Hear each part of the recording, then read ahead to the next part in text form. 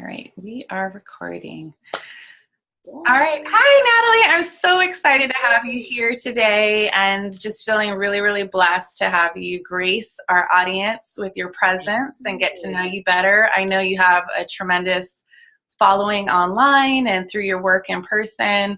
And certainly a lot of people who are watching this, I'm sure, know who you are, follow you, or have worked with you. But for those who don't, and this is their first really exciting exposure to getting to know you, can you tell them a little bit about who you are, what you do, what your business is about, maybe what's going on in your life?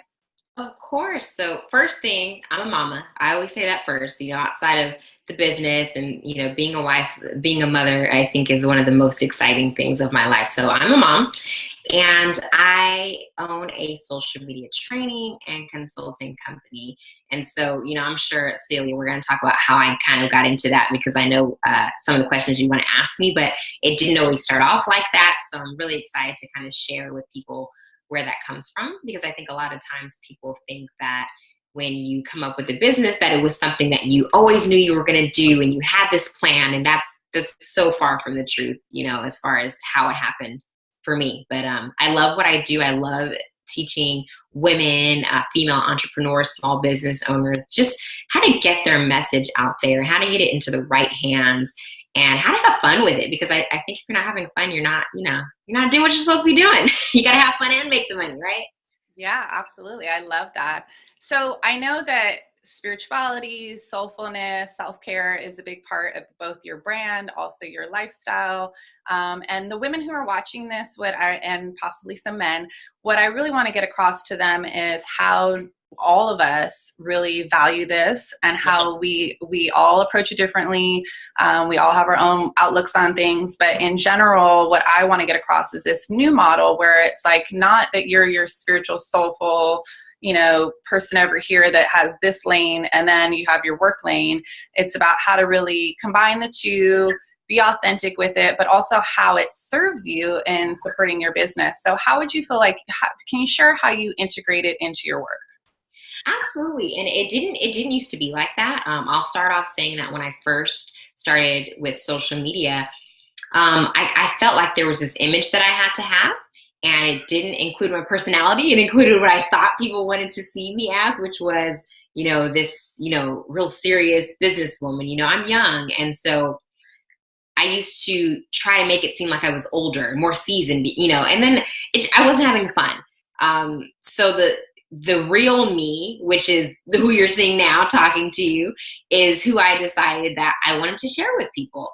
And so sharing, little tidbits of some of my daily life infused with social media and things like that have really allowed people to connect with me. So, showing that I just got done working out and then now I'm shooting a video to invite you to a webinar. Like, I do that now because that's a part of me, and I'll shoot videos on workout clothes because the truth of the matter is I work at my home office. So there is no get dressed in a business suit, right? This is what we do. We incorporate the home life. Matter of fact, when we get done with this interview, I'm going to be cooking dinner in the crock pot while I'm working. So that's while you're cleaning.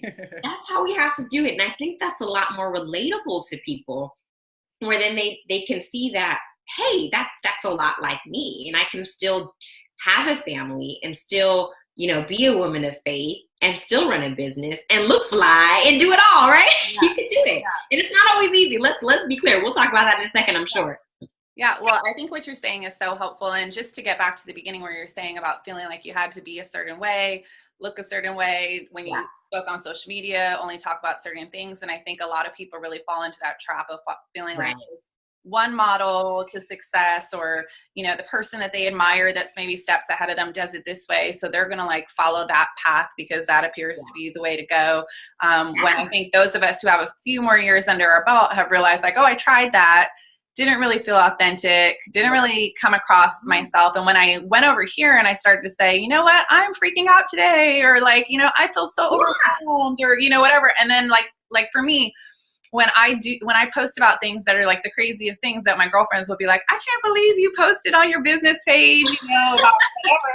And I'm like, but did you see 100% commented on that? Because they feel connected to me. And that's really the way that you want to do business, right? Is where people really feel like they know you. Now, that doesn't mean you have to spill all your dirty secrets and all that stuff. But I love that you talk about that, and that faith. I know faith is really important to you, and that you go to church, and that your family's in the church and all that. And so, and you talk about that. And I think that those people who value that and see that as a model are going to say, you know what, I want to follow Natalie. I want to work with Natalie because I know not only is she this like kick-ass businesswoman and she's absolutely gorgeous, but also she's a real person. She's every day trying to figure out how to juggle it all. Faith and spirituality and soulful practices, self-care are priorities to her. And she's trying to figure out how to like work it into her life too. And that's why they'd want to work with you. So I think it's so great. I love it that you're doing that. And how do you feel? Oh yeah, go ahead.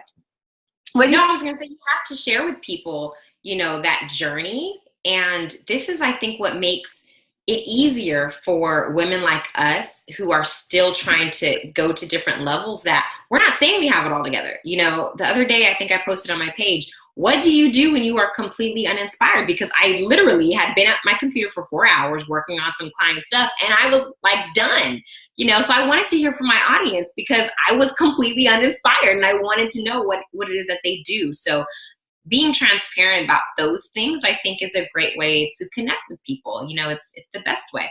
Yeah, I love that. And one of the things that we talked about a little bit in terms of spiritual, soulful practices is also this concept of alignment. And to me, what that means is like flow, harmony, not necessarily everything's going perfectly, or you're not going to still have challenges or dips in the road, but definitely like, you know, you're not stuck or you're not having a million blocks. So can you tell me about like what alignment means to you and how you can, how you show up in your work to make sure that you try to keep yourself on track? Absolutely. Alignment means to me making sure that in my spirit, I feel good about what I'm doing. And that is very contrary to what kind of the stickler for business might say. They might say, well, this opportunity, you know, it's a no-brainer. You can make a lot of money. You can do this, you can do that. And while all that may be true, if it doesn't feel right, it just doesn't feel right to me. You know, and I don't try to justify that anymore. Whereas before, a few years ago, I might try to say to myself, Natalie, that sounds crazy. Why wouldn't you do this? Or this is a phenomenal opportunity. You know, you need to jump on it. But now I take a break. I, you know, take time to pray. I think about it, and I really say, you know what, something's not right. And 9 times out of 10, when I feel like that, it is not right. And so I'm trusting myself more. And I think that's what alignment it means to me. And I do it in everything that I do: phone calls, relationships, meeting up with people, business partnerships, cross promotion. It all makes a difference. There's not one area of my life that's not affected by that. And I think part of what I'm hearing you say also is you lean on your intuition, right? Oh, of course. You get quiet, you center yourself, you listen to what's coming to you, you pay attention to what you feel in your body, and you make choices and you work that muscle so that the next time it happens, it's like quicker, faster. You can just respond in a way where you know, in the first place, you might be like, oh my God, I don't know what to do. This is such a hard decision. And now it's like, boom, you know what? There was an occurrence a few months ago with a huge company that I thought was going to be the thing that, you know, it's the thing that I envisioned, being on stage in front of 5,000, 10,000 women, traveling. It was that opportunity to do all of those things. And something wasn't right, but I kept going step after step after step. And finally I said, God, if this is not supposed to be, show me something. And literally before I was going to sign a contract, pay some money, you know, get in, you know, the mix of this whole opportunity, the lady that was kind of hounding me a little bit, and I kind of put that to the side because I thought this is a great opportunity. I'm not going to worry about her. She showed me herself very quickly. And I had asked for that. I said, God, show me if this is not what this should be. And he showed me, and I didn't sign that contract, and boy, am I glad. But it looked like it was everything that it should have been. And it wasn't the right time. So you got to do that. You have to lean on your intuition or your God, you know, what you feel you need to get clarity on. And you have to believe people when they tell you who they are. When they show themselves, Okay, this applies to every aspect of your life, but when people tell you something, you got to believe them. You got to go with it. So Yeah. if she shows herself, you got to pay attention and not be blinded by it. Right. And so I really think your story is so unique. I love hearing about sort of humble beginnings of where people have come from, because certainly I feel like, again, when you're on this climb and hustle around your dream and you love it so much and you have big dreams and you're following people who are maybe a few steps ahead of you or light years ahead of you, and you're looking at them, you can definitely get into like comparisonitis where you're like, oh my God, she has it all going on and she must have always had it going on from the beginning. And so it's so helpful to tell people, like, where were you 5 years ago? Where would you say you're at like now in your business? And if you were to flash forward for 5 years from now, what would you hope that it looks like? Yeah. Well, 5 years ago, I hadn't even started my social media training business yet. I was in that transitioning phase where I was working with a health and wellness company at home as a representative. And I realized that there was something that I could do so that I didn't have to be in front of people all the time. With those direct sales and network marketing, you always do these home parties and things like that. Okay. And I thought, I'm making some money here, but I'm always away from my daughter. And this is the reason I started this, so I could be home with her. And now it's, a catch-22. And so I started, attending workshops, much like the ones that I host today. Matter of fact, one of the companies that I used to go to their workshop hired me to now train, which is bizarre how things work, right? A full circle moment. Absolutely. Yeah. And so I started, filling my mind with knowledge on how I can grow my business. And it really was just for me. It wasn't for anybody else. It was not with the intention of sharing it with anybody, but things started to move so quickly. And other people started to, from this particular company that I was in, who were not on my team, said, how did you do this? And I'd say, come on over. I'd hook up my TV to my laptop and say, this is what I did. And I'd start showing them. And it just grew, and other people started to hear about it. And then it dawned on me, this is something that everyone needs. It doesn't matter what industry they're in, what kind of entrepreneur they are. They have a product or a service. You need to be able to get in front of folks, on the internet and position yourself. And so that's when I said, I'm going to start this company and I'm going to show people how to do what I did. I want to show them how I tripled my income, how I quit my corporate job using the internet. And so that's kind of where it bloomed. And it's been such a fast ride, but every moment of it is learning. And so it's not the textbook learning. It's literally making mistakes, like falling flat on my face, right? And through this whole journey of, leaving that income to start my own business, there was a time where it wasn't easy. I'm talking like me and my husband, like cleared through our savings, had to move in with our mother-in-law type of thing, and now I'm sitting in my office in the house that we just bought last year. Both my husband and I have made six figures, and it's like, I went from sleeping on this little cot, and this is 2011. I love it. Testimony. Sitting in my mother-in-law's home, totally depressed because I had ran through my savings and I wasn't generating enough money. So it happens. Like, this is not Natalie's always been, no. I've had my own story, and the journey to get here has been so fulfilling. And it makes a great story, right? To share with other people. It does. Well, on this like meteoric rise that you've been on, what's to come? Like, what does the future look like for you? So and I know that you can totally feel me on this. I love working with people, but the more that I work with people, the more that I understand that my time is more limited. So where I see myself 5 years from now is coming up with, and I'm on the road to doing this now, but coming up with products and services that allow me to reach more people, in a bigger way. So whether that's on stage, marketing my products to thousands and thousands, hundreds of thousands of people, and being able to have that freedom of time, but still being able to do what I love and help people. That is, I think, the ultimate goal for me. I think a lot of women now, they understand you can have time, and you can have a successful business. There's not have a successful business and neglect your family. Right. You can build a model that, where you're able to do that. And so that is what I'm continually striving for. And may I put this into the universe? Millionaire, can I put that in there? Can I say that? Girl, I'm with you. Let's get a high five. Yes. I'm on that train too. Yes. Yes. And I want to say that's before 5 years. And I've got some really good, I've got to work for God. So I'm trusting that will happen. I love that. That's so good. So we talked a lot about success, and we talked a lot about fast success. And don't get me wrong, I know you, just like me, we're some of the hardest working, we be hustling every day. Even though we only have little windows of time, we are knocking out work. But at the same time, not everything works.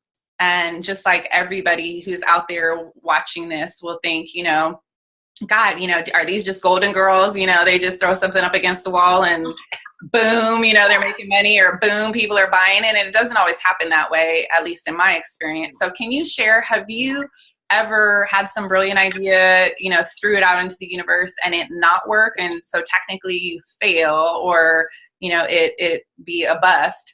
And if so, like, what was your learning process behind that? What was your takeaway? So one of the things that I can think of, and it worked, but it didn't work, and I'll kind of share how that happened. I got this bright idea, and this was, a few years ago, probably like in 2011, 2010, around there, where I did a Christmas promotion. It was a Thanksgiving promotion where I was giving people these ridiculously low coaching sessions. And smart me didn't put a limit on it, right? So there was no cap on it. So the good thing is that people bought, but it wasn't even worth my time. And I don't know why I did this. I thought, I'll get a few to make some money.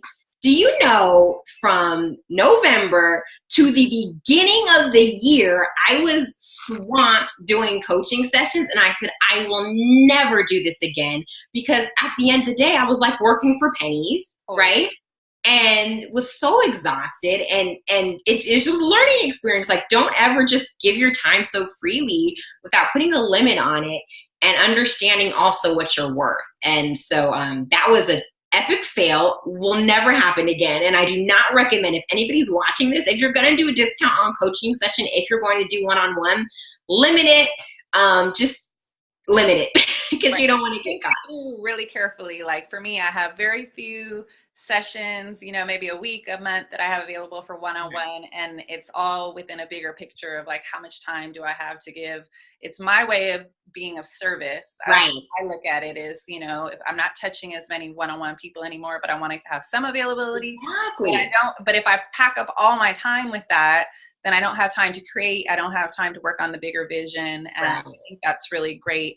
And so definitely a big learning lesson for all those that are listening in there. Think about that, and certainly I think part of what I want to talk about in general is this model of moving away from, every hour being about how you're making your dollars. And right. Think out. I know a lot of people, when they start their business, they're doing that where they just want to get it going. And I get that. Yeah. But sometimes, you end up looking at the end of the month and like, I didn't even really make that much money. And I was all those hours, and I was hustling so hard. Right. And I think we've all done that. And so that's certainly one big lesson. And I know one of the things that we talked about when we hung out a few weeks ago was about support, and both of us really wanting to leverage that and bring more support into our lives. And so can you speak to the people who are listening really about the importance of support, whether that's in your spiritual community, your personal community, or even in your business community and a business? I think for everything to work, you have to have it in all areas. And I know there's some folks that are like, yeah, that's nice for you to say, Natalie, you're married and you have family that lives close. And I can understand how that can be the first thing that people think about. But here's the deal. Nobody cares, right? So like, if you don't have it, you got to find it. So if that means finding someone in your church, like finding a girlfriend that, can watch the kids while you go and work or whatever, like you have to, because you cannot do it on your own. And I'm so thankful for my husband, who's like my number one cheerleader, and he pushes me, and he can tell when I'm burnt out. He can tell when I've been working those hours, and he's like, you need to chill. Like, think about what you're doing. My mother-in-law lives close by, so she's able to help. But even with that, I felt like I didn't want to ask her every single time I had an event. Right. And you know what? My daughter's 7 years old, so I started bringing her to events with me, and she helps out, and she loves it. So that's kind of one of the fun things about her being a little bit older, is that she knows what to do, and she can help out, and she can stay quiet when she needs to and help when she needs to.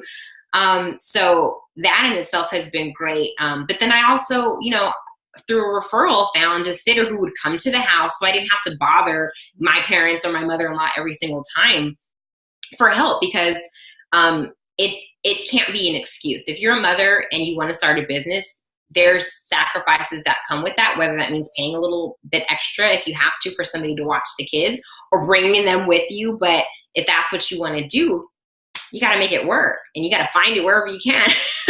Yeah. And, it's a struggle. I think that certainly I'm a mom, I have 2 little ones, and it's a struggle because we have that mom guilt, Yeah. and so it's like, you feel like, you want to follow your dream. You want to show up and be an amazing mom, because that's part of the dream too, is that, your kids think that you're amazing and that you created this beautiful life for them. And so it really is about that balance. But I definitely like having more sitter care, Yes. even more household help. Right. We talked about that one. And I don't feel bad about it either. I don't. No, if I have to have somebody come help me, like if that gives me hours back where I can do something else, I don't feel bad about it. And people might look at you and go, oh, you could do that on your own. But the truth of the matter is, if it's something that frees me up, why not?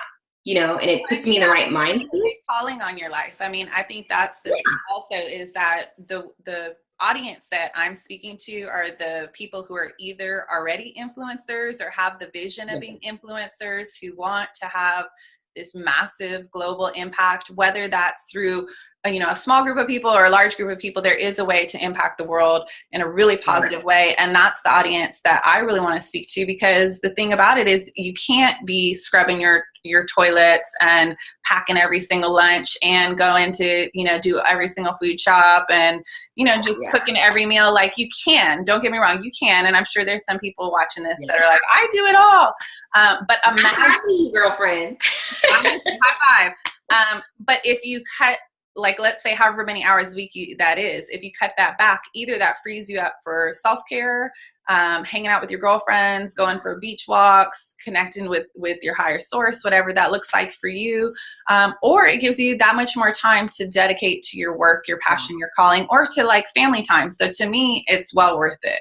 Absolutely it is. And it wasn't always like that. I mean, obviously income is a part of it, because you have to like have it to be able to give somewhere else so they can handle something. So, and I'll just name a few things. Like I get my clothes washed. I hate washing clothes. So I get my clothes washed. They get folded, honey, and I pick them up, and I love it. And I just got to put them away.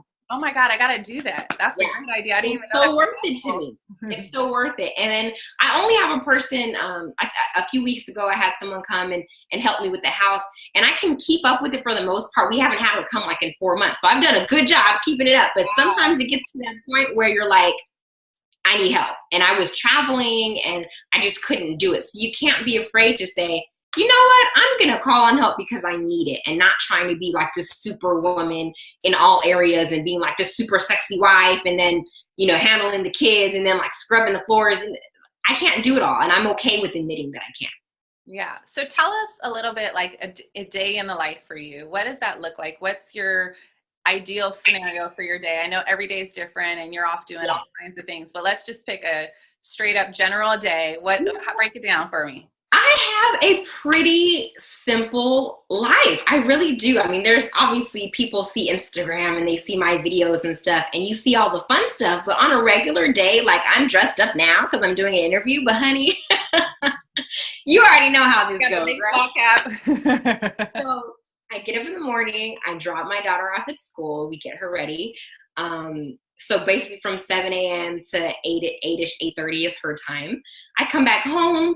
I go to the gym for about an hour or so. I get back home, and for that first hour or so, I use that to kind of get my mind right, prep for the rest of the day, and then I'll begin working on some client campaigns, making follow-up calls, things like that. But honestly, unless I have an event to go to, my day, I'm at my office at home. I'm making it a practice now to get out of the house more because it can kind of be, put some clothes on, put some regular clothes on, right? You don't want to see what I look like when I go pick up my kids from the bus. Oh, They're well, they're not old enough yet to care, but soon enough I'm gonna have to really get properly dressed to go to the bus. well, what's hilarious is that I go to my daughter's school and, it's jeans, a hat, or yoga pants or whatever. And that's like normal for me. And so whenever I even get like slightly dressed up, I remember one of her after school teachers was like, who are you here to pick up? I'm like, who I'm here to pick up? I don't look that darn different, do I? You're like, you know who I am? Right. But yeah, so my days are pretty simple. I mean, of course, on the days where I have events or I'm meeting a client, those are a little off kill. But normally I'm doing my work at home or, like I said, trying to work outside of the house. So I work at some virtual offices sometimes, making girlfriend dates with some of my other, ladies who work at home, and we'll go work somewhere together and then we'll go to lunch afterwards. Just incorporating that into my life because it can get lonely sitting here working by yourself, and people say, oh, you have the life. And I'm so grateful that I do get to have the freedom. But there are times where, you're lonely and you just want somebody to talk to. Human interaction outside of these green walls that I have in my office. I know, totally. Can you speak a little bit in terms of your day? How do you integrate your spiritual practices or in terms of your week? Do you have your own routine? Do you go to church? Like, what does that look like? I pray all day long for everything. I mean, I'm constantly, and this is, something that I'm just really starting to do, but even asking for guidance on small things that I just am not clear on, I do that throughout the day, all day. I definitely am reading my Bible, whether it's on my phone or listening to music. I go to Bible study every Wednesday. That's my time. And what's funny is before I used to say, oh, I don't have time to do that during the evening. And I would make up excuses as to why I couldn't go feed myself spiritually. And I think it has a lot to do. I found a wonderful church. So I'm excited to go, which has never been the case before. So I'm like, I don't care what's going on. I take my behind there. That's like my recharge in the middle of the week. And then, of course, I go on Sunday with my family. So those are kind of the two main things that happen every week. And then throughout the week, just making sure that I have quiet time. I have to have that quiet time for myself. Yeah, I love that you're speaking to this because one of the things that I really want the audience to get from me in terms of what's important to me and what I want them to learn is that these practices, everybody's different. So everybody has a different faith. Everybody has a different belief system. So we're certainly not here to say you got to be a Christian or you got to be this kind of thing or anything. But what I believe is that you are a soul, like you have a soul, you have to feed your soul, and that your life's work, your mission, your purpose, your calling is part of that soul journey. But to keep yourself really on track and most tuned into what kind of work are you supposed to be doing in the world? How are you supposed to show up? Are you really showing up with the light and the purpose and the value that is destined for you? The way to do that is to really tap in each day, whether that's from taking a bath or going for a walk or going outside or, having a girlfriend talk or doing prayer meditation, whatever it looks like, it has to be non-negotiable. Right. It has to happen. Right. It has to happen. And I think your example is just great of like feeling like, oh, it can be just put off the list because my day is so packed. And then you realize those are the days or the times in your life where you begin to get off course or begin to feel stuck again. And for me, I've done it so many times that now I'm like, okay, I got the lesson. The lesson has been loud and clear that this has to be like when I look at my work day, this is work. This is the work day starts at 7:30 a.m. when I drop my girls off. And what do? I go right into my morning rituals. And that's an extension of my work because then I know when I'm on phone with clients or I'm posting on Facebook, right? It's like an extension of whatever I was focusing on and quieting my mind, or like I like to call it like the divine downloads that come into your mind when you allow yourself that space. And so I love that you're speaking to it as being a priority. It has to be. I think when we're so engulfed in technology. And I'm even speaking for myself. Sometimes I just get completely sick and tired of it. And I do this for a living. Like, I'm teaching people how to use the internet. So how does the one that uses the internet get tired of using it? You know, we have these phones, the iPads, the this, the that. And sometimes I just close my computer and I'm like, no more. Like, I just need to sit and veg for a second. Even if I'm not, you know, praying, I'm just like, I just need some quiet time. And a good friend of mine, Patrice, mentioned, she's like, how are you supposed to get your purpose? How are you supposed to get how you're going to proceed if you never even have a moment of silence so you can hear it? You know, like, if you're always doing something, and some people think that they're like, you're a go-getter if you're always busy. But if you're always busy and you don't have the time for yourself, then how is that a success? Like, how, I don't understand how that can possibly be a success. Yeah. And one of the things is really about having fun and joy and playfulness in your life. So can you share with us, like, where do you find the most joy? Where do you find the most fun? I know your family is a really tight knit unit and you guys roll out and do all kinds of fun excursions. So what do you really do to light yourself up? You know what? I really love just talking. If I can have a really good conversation with a girlfriend of mine, and it's kind of out in a nice little area, just as long as it's outside of my house, right? Or sometimes it's here, sometimes they come over.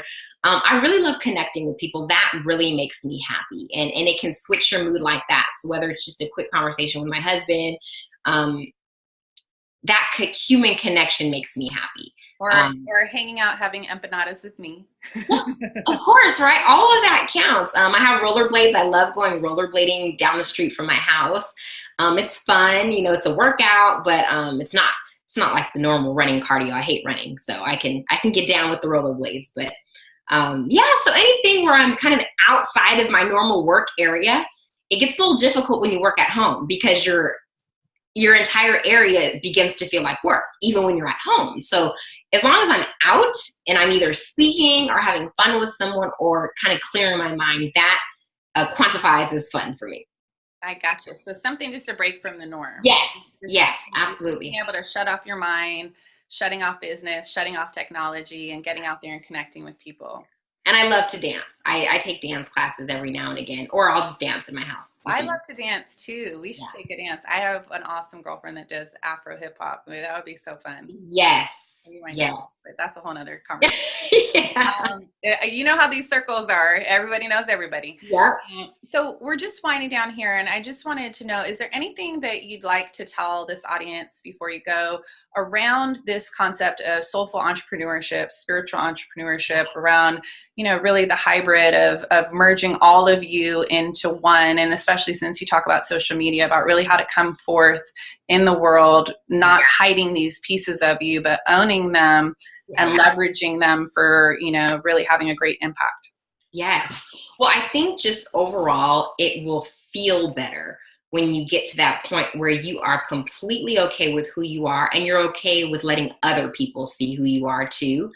And getting that, if they don't like it, that's cool. Right. You know, I know I'm not for everybody, and that's okay. And there's a million other people who do what I do, and you can find someone to give you what you need, right?